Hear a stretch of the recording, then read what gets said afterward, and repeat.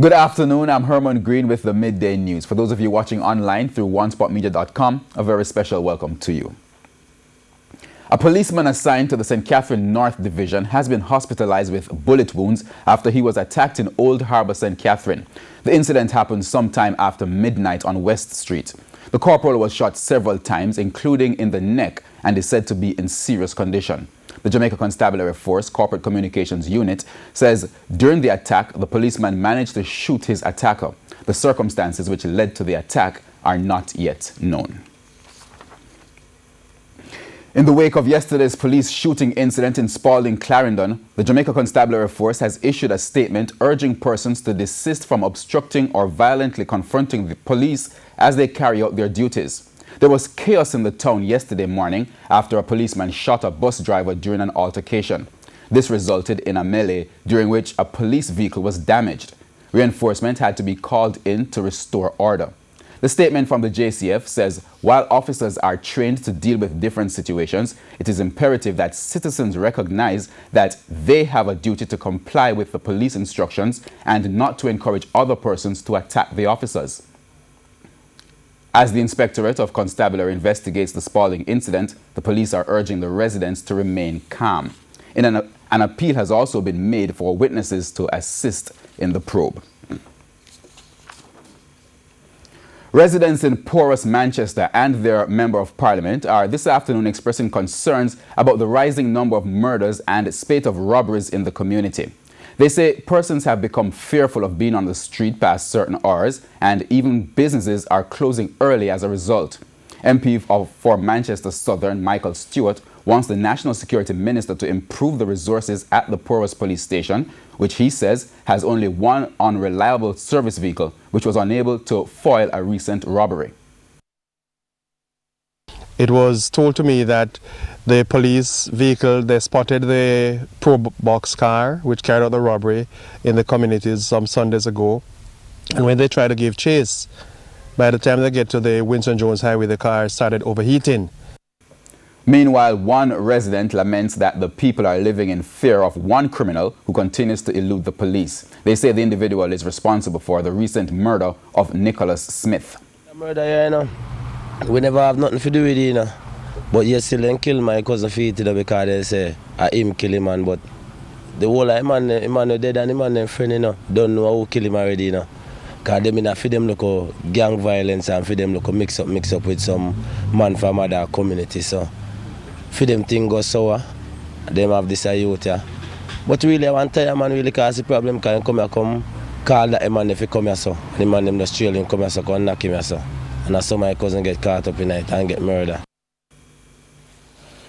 The police this morning collected DNA samples to determine whether a baby found in the care of a woman at the Register General's Department, RGD, in St. Catherine yesterday morning is the child stolen from the Victoria Jubilee Hospital last month. Crime Chief for the Kingston West Police, Inspector Philip Dodd, says the samples were collected from the woman and the couple whose baby was stolen. Inspector Dodd told TVJ News that the woman is insisting that the baby is her child. He said the police will be asking for the DNA tests to be expedited. The woman was taken into custody by the Central Village Police after she turned up at the RGD to register the child. It's understood that officials of the RGD became suspicious when the woman gave conflicting information about the child and when she gave birth. The police were subsequently called in. There are more questions being asked of Prime Minister Andrew Holness about his statements in the House of Representatives yesterday on the controversial separation payments made to two former senior managers at Petrojam.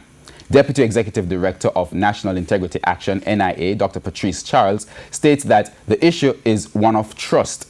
Fireworks erupted during Parliament's Public Accounts Committee meeting after it was revealed that the Petrojam board approved payments of more than $16 million to the former general manager and the human resource manager. Another point of controversy was the non-disclosure agreements, which barred the release of details of the separation agreements. Now, Mr. Holness addressed the matter during yesterday's sitting of the House, but his answers were not sufficient for the NIA. We're insisting that the minister responsible, which is the Prime Minister answers to the public and to the Parliamentary Committee. The Prime Minister mentioned that this is not corruption, but you are feeding the perception of corruption when there is a lack of transparency and accountability.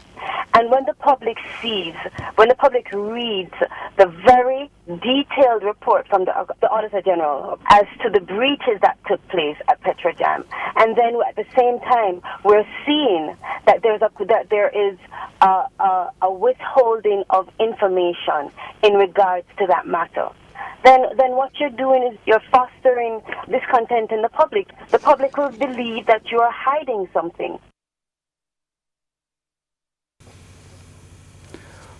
Raised concerns by the children's advocate of predators targeting children via the internet, a telecommunications provider is moving to address the issue. Flow, as part of World Safer Internet Day on Tuesday, partnered with the United Nations Children's Fund, UNICEF, in a bid to raise internet awareness in some corporate area schools. TVJ's Prince Moore has the details. The Flow Foundation is training over 250 primary school students to become online safety monitors for their peers and communities. Two schools, Alpha Primary and Vaz Prep, were involved in Monday's efforts to educate students about dangers that lurk online. Senior Director in Information Technology at Flow, Susanna Sullivan, related what one student told her about her experience online. She was gaming, using one of the popular gaming apps, and there was someone online who reached out to her to get her contact information, her age, etc. And she told her parents, and the person actually threatened her. So that for me, especially someone with a young child, it really connected, because it says to me, this is extremely close to home, and this is what is happening in today's society. Preliminary results from a UNICEF poll on internet awareness highlighted some major online risk factors. 45% of the respondents said that they have agreed to meet up with someone they did not know. 57% admitted to sexting, that is, sending sexually explicit messages or received sexual images. 10% said they would do nothing if they saw someone being attacked, threatened, or victimized online. A student from Vaz Prep told our news team what he learned. The most important thing I've learned today is that when I'm on the internet, I should, if I'm posting, I should ask before I post a picture of somebody else, and I should have that in consideration and know how they're going to feel about if I post something mean about them, and ask them first. Principal of Alpha Primary, Yvette Samuels Brown, says that the session was very informative. They looked at persons they may meet, challenges they may face, how they are to speak with persons, information they should or should not give out, and sites that they may go on which may put them at risk, and who they should also report to. Prince Moore, TVJ News. Construction of a new courthouse in Mandeville, Manchester is expected to begin in the next fiscal year. That's according to Justice Minister Delroy Chuck. He says when the Health and Safety Act is implemented in the next few months, the Mandeville courthouse could be demolished. The difficulty I'm having here at Justices is we have 40 acres of land right there in Hatfield on which we are to build this courthouse. The problem is that I don't know what people feel that Hatfield is too far away. It's about 3 miles away, I think. And it seemed to me everybody wants the courthouse back in Mandeville, and they're giving every reason why it should be back in Mandeville. But up to now, they can't really tell me where to put it.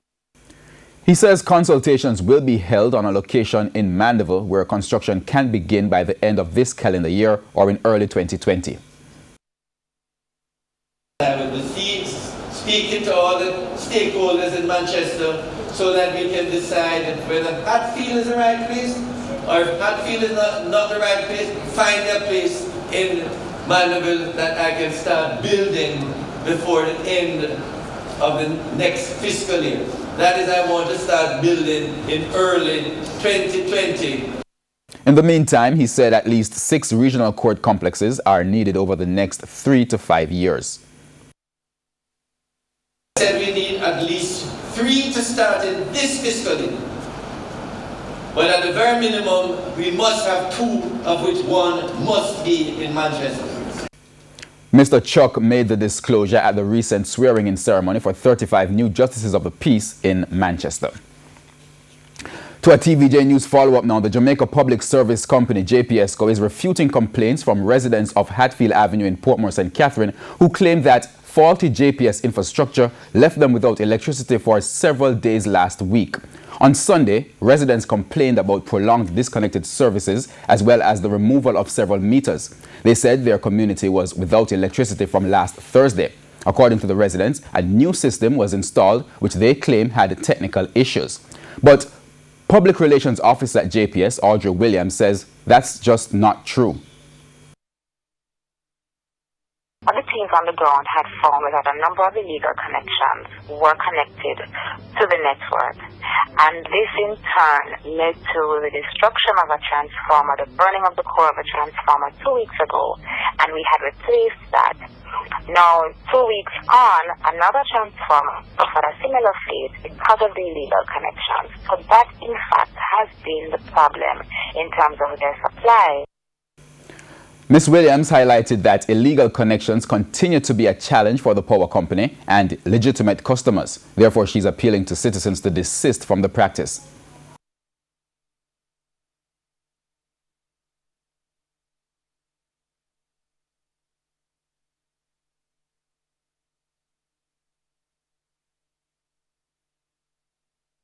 We want to continue to appeal to them because if they continue to put up the illegal connections, then it's going to have the same result. They're going to have the transformer being damaged. They're going to find that they're out of power. So we really want to appeal to them. Let's work together to see how we can come up with a solution for them. So we do continue to work alongside the police, and we are seeking to have the perpetrators brought to justice as well. So yes, I would think that in time we will be coming up with, we'll be seeing where persons are arrested for these illegal activities. And we go now to a preview of what's coming up in this evening's health report. Edition of the health report, we look at the dangers of consuming too much sodium. We know there's the genetics and all of that, but high sodium. So we get sodium from salt, but we get sodium from lots of other things. Anything packaged, boxes, anything in a package, whether it's cereal, canned foods, once it's packaged, very often it tends to be high in sodium. That's the health report this evening in Primetime News. And now for today's Healthy Living tip. Prepare meals using fresh, unprocessed foods such as fruit and vegetables, fresh meat, fish and poultry. Cut back on the intake of packaged snack foods. Limit to once per week or on special occasions. Avoid adding salt to your cooking and remove the salt shaker from the dinner table. And use lemon juice, garlic, vinegar, herbs and spices to flavor food instead.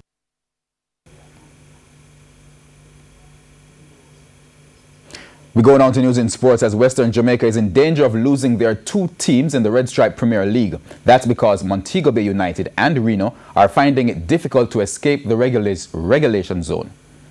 Football in Western Jamaica could well be described as being on life support. So crippling is the state of the game that stakeholders are worried that Premier League action could soon become a thing of the past for the region. According to Jamaica Observer freelance writer Paul Reed, it could be dark days for the West should the 2 be relegated. My heart says I hope it don't happen. My head, however, as a journalist, I can't right now see how MBU playing the way they are playing now and Reno can stay up. If either team goes down this year, I can't see any of them rebounding, and so it will be a dark period for the game in the West that we have no team at all in the Premier League. Delbert Campbell has been following Reno for many years, and he believes the Western teams don't stand a chance against those from the corporate area who are against travelling the distance to play matches. You only have 2 teams from down here go up there. I how much team from up there come down. And that put a strain on them and them ball. Because we don't have no problem to go up there. Yeah, so I say, if them have a problem, just split up the thing in a 2 groups. But the problem is bigger than that, according to Adrian Frater, news editor at the Western Gleaner. The leaders used to complain before the JFF constitution changed that they are outnumbered in Kingston by the voices. No, you don't have that again. The strength of the leadership of Jamaica's football is in rural Jamaica. Where is the voice of the leaders of Western Jamaica football? Why isn't the Western people pushing the JFF to get some serious programs around here so that we can develop young talent? Craig Oates is a vice president at the Hanover Football Association, and he joined Frater in lamenting the poor leadership in the West. Because the truth of the matter is some of the people who are in leadership are just there for a plane ride, for trouble with the national senior team and the other junior team. But at the end of the day, the real work that is supposed to happen in terms of the development of football, we are not seeing these people. Some of them there for like 20 odd years. And, there's no difference. An examination on the present state of Western football can be seen on Centre Circle on Thursday at 9 p.m.